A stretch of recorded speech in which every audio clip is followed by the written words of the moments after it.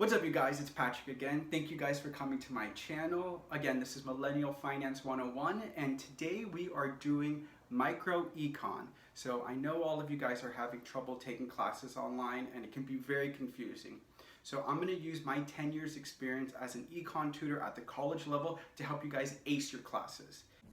Alright, you guys, get excited. I can already feel it. So today we're going to be going over the factors of supply. I have a great memory tool for you. We're also going to go over the difference between supply and quantity supplied. Then we're going to go explain the reasons why the graph is upward sloping, and finally bring it all together with the intersection of the supply and demand curve and explain the equilibrium point. And as always, I have a couple of test questions as well as commentary to help you break them down and answer the question correctly.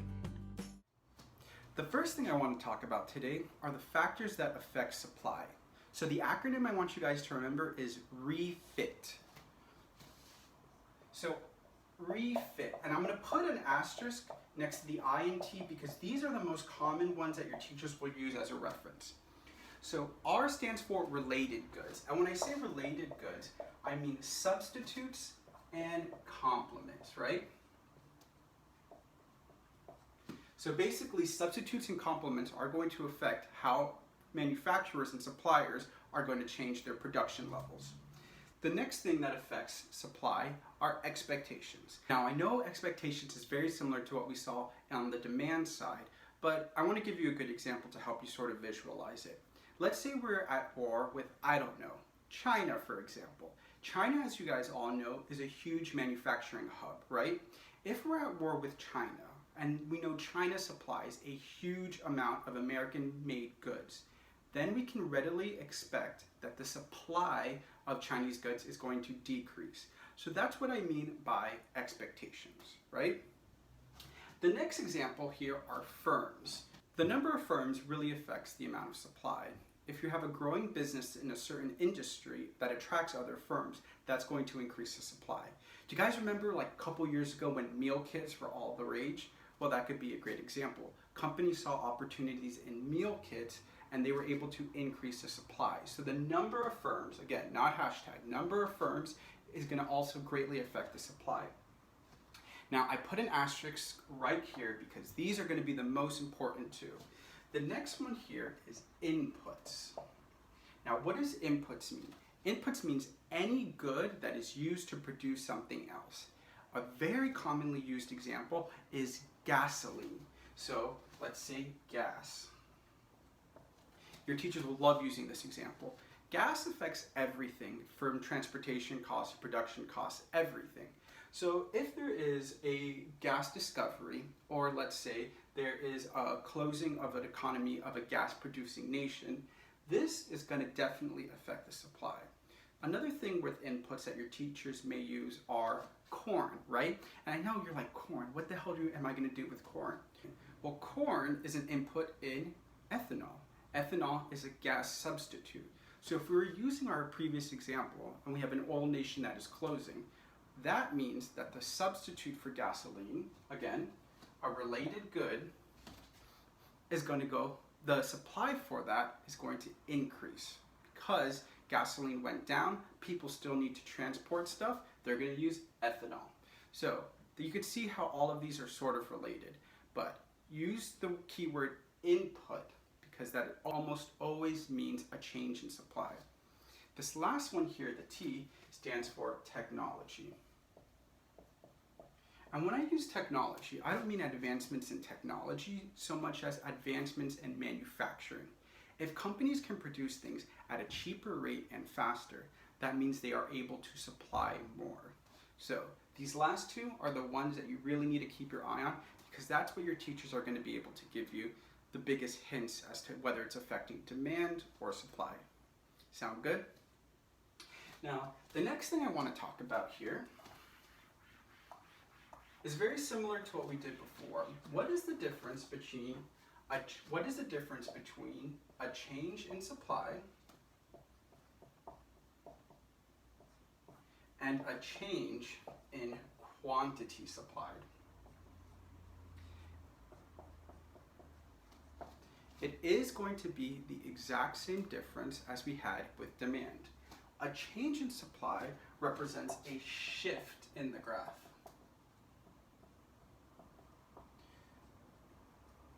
So if you think any of the refit factors, any of those change, that will create a change in supply.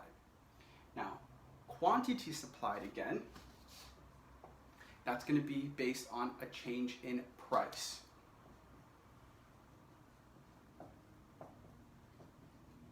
So they have the same fundamental similarities between a change in supply and a change in demand versus quantity supplied and quantity demand. The bottom part here references a change in price. The top part here is going to be any of the factors shifting the graph. Sound good? Now, the next one here we want to talk about is the appearance of the graph. So,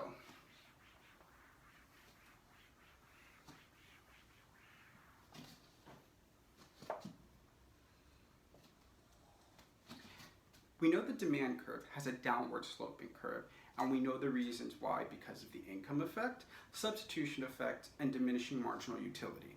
Now we also can figure out, why does the supply curve have a positive or a upward slope? When we were thinking of things in terms of the demand curve, we were thinking as a consumer.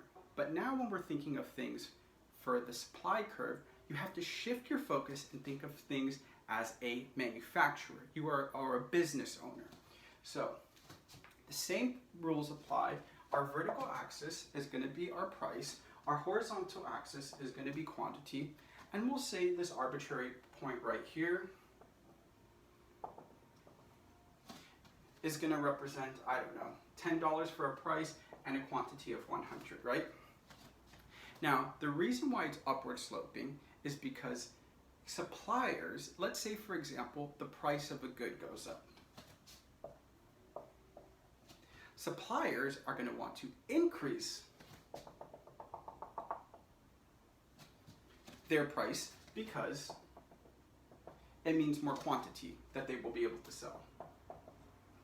We can see here based on this example, our original price for this good, let's say, is going to be $10. We'll call this X1. And now our price for the good has increased to X2. Well, with the increase in the price, producers are incentivized to produce more, right? Because they're making more money and they're also making more quantity. So that means they're going to increase their revenue. So that is the fundamental reason why it's upward sloping. Producers want to sell more because they can earn more. Now let's bring everything together. Our curve, where our supply and demand intersect, is going to look like a big X. So again, our demand curve is down, and we remember this because D, downward demand curve, and our supply curve is upward sloping. And we remember this because of upward sloping. So remember this acronym, DDUS, and that's how you'll be able to figure out how the X looks. Now, at this intersection point, we call this our equilibrium. This is basically the price and quantity where both markets meet, where consumers are willing to buy and where producers are willing to produce. I'll start you off with something easy.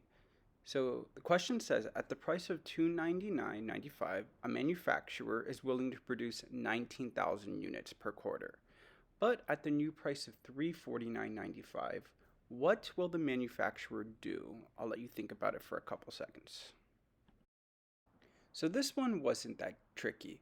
As we know by the law of supply, if the price goes up, the manufacturer is going to increase their production, because if it's more expensive and they increase production, the manufacturer will make more money. So because it's positive sloping, if price goes up, quantity will also go up. Now this question is a little bit trickier, so I would advise you guys to read through each option slowly and make your decision. So unionized workers are trying to negotiate higher wages. and they are successful in increasing their wage package. Now we have to think, how will this affect the supply of new cars? I want you to think about that. So this question actually is a very relevant question to what we're doing today, because increases in wage have always been like a very political issue. But what ends up happening in terms of the microeconomic perspective is that it decentivizes producers. So why is this? If inputs go up, the price of an input goes up, then the cost of producing the good will increase. So each producer will need to sell their good for more money, or they will have to do some other sort of change to make it just as profitable. So because the higher wages make each of these companies less profitable, suppliers are going to want to decrease supply. So that is why the curve is going to shift left. Anytime supply decreases, the curve will shift left. Anytime supply increases, the curve will shift right. I think this last question is hard, not because of the subject matter, but because the options will tend to trick you. You'll sort of wonder whether you're talking about demand or supply and second guess yourself. So take this one slow. I'll give you a couple seconds to think about it. The best way to answer this question is by graphing. So I want you to draw an X, and that's going to represent our supply and demand curve, and we're going to be moving the curves around. So the question's asking, if the price of a good decreases while the quantity of goods increase, then what most likely happened? So we have to go through each of these options to see what would happen. If we look at option A and we increase the demand, that means our demand curve will go up to the right. What happens at that point is that our price would increase and so would our quantity. So it can't be that. If we decrease demand, that would be the exact same thing. Our new equilibrium point would result in both a decrease in price and in quantity. So that can't be it. Now let's look at supply. We're going to be only moving our supply curve now. So if we increase our supply curve, the curve is going to go down and to the right. So what happens there? Our price will decrease, but our quantity will increase. And that's exactly what the question is saying has happened. If you check out part D and you move our supply curve up and to the left, that will result in an increase in price and a decrease in quantity. And that's not what the question's asking. Well, I hope these questions answered you. I look forward to hearing you guys at the next video. If you have any questions or comments, please write them down below. Take care and be safe.